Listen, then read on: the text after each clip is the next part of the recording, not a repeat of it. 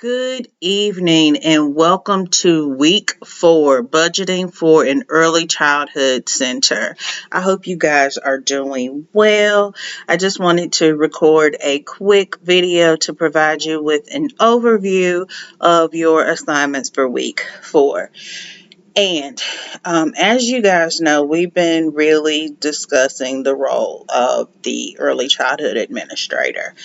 And that is probably one of the most difficult jobs in the center besides the teacher role for so many different reasons. Is because the director is the gateway to quality.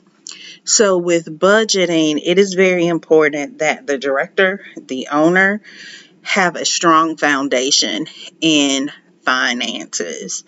And I can say that I was a director who did not have a lot of background in finance. I was afraid of math, but I can say that I had a mentor who really took me under her wing and showed me how to use my budget to guide my program, and I flourished. I was able to see if I was making money, losing money.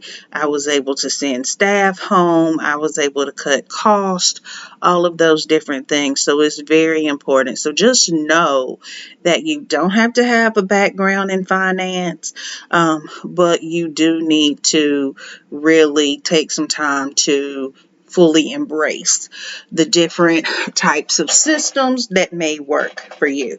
But anyway, going to move forward. So we have our discussion, and so we're going to be talking about budgets within our discussion. So in your initial post, you were going to consider one of the budgetary aspects that are discussed in the lesson and explain to the class as a whole how you have seen its impact, positive or negative, in a child care center. If it was a positive impact, analyze and report how you would implement similar practices in your center.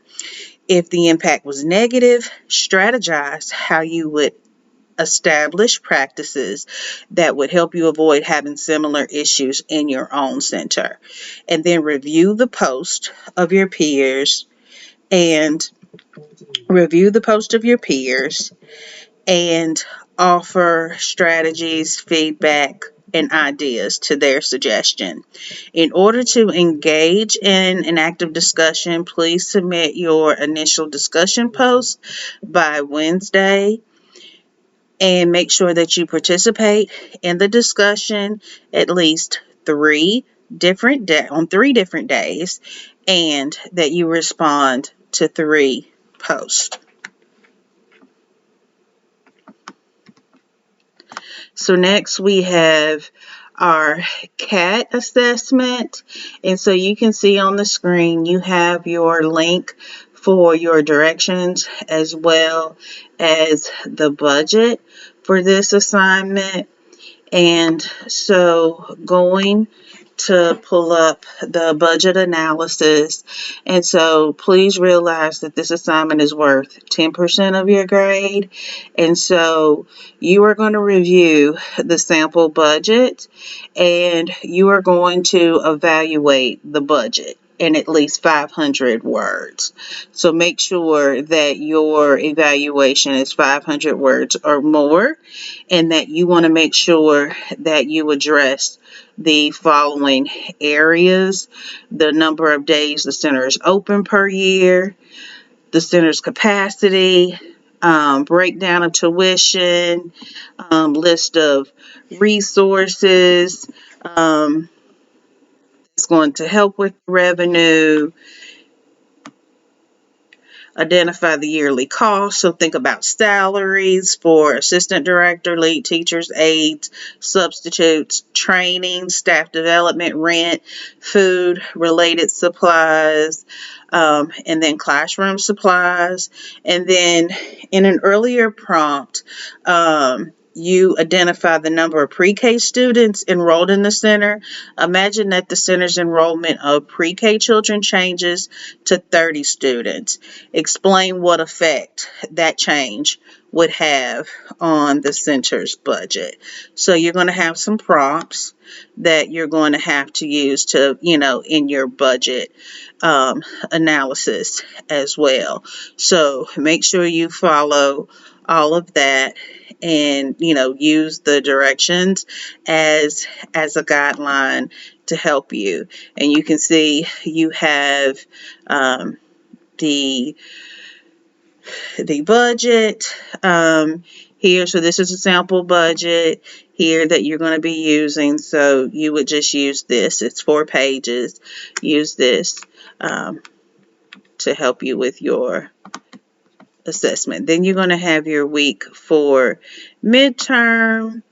And this is going to be made up of 20 multiple choice and true-false questions and 1 essay question. It is untimed and you will only have 1 attempt to complete it. Please, please, please, please make sure that you read everything prior to, make sure that you're prepared to take the test in its entirety, and also make sure that you review before you hit the submit button. And then we have our halfway checkpoint. This is basically where you're going to provide feedback. And so in your own words, summarize how you're feeling about your progress.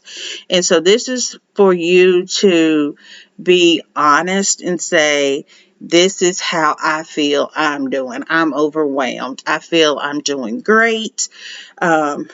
You state your feelings because it's about you, and then state what expectations you have for me. I use these to help me in my teaching methods, so I do ask that you be honest. You will not hurt my feelings at all because it helps me grow as an educator. So please feel free to say what you need to say, because this is the first time I'm teaching this class, so the feedback will be very, very helpful. So this is just the overview of the assignments for week 4. If you have any questions, comments, or concerns, you can always email me, call, or text. And then, I'm here to support you guys. I know some of you have been dealing with, different issues. So please feel free to email me. I'm here to help you. I want you guys to be successful. So, in order to do that, I need you to reach out to me. But anyway, my goal is to have week 3 assignments done by Thursday, no later than 11:59 p.m. And I'm looking forward to just reading your discussions and getting to know you and how you would handle budgets within your own program. So again, I hope you guys have a great week. Enjoy the remainder of your weekend and be blessed.